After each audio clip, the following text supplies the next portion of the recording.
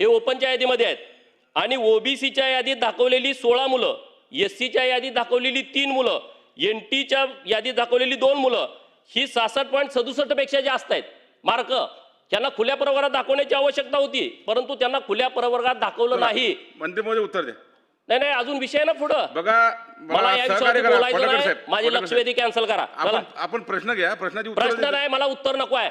तुम्हाला जर न्याय द्यायचा नसेल, एवढा मोठा विषय 2-3 लाख लोकांच्यावरती अन्याय केलाय, आपण प्रश्न आणि घ्या ही ना जर मग. सरकारची भूमिका असेल तर ही चुकीची भूमिका आहे. आपण प्रश्न विचारा, उत्तर घेईल. प्रश्न काय विचारूच देत नाही तुम्ही, तर काय बोलणार आहे या विषयावरती?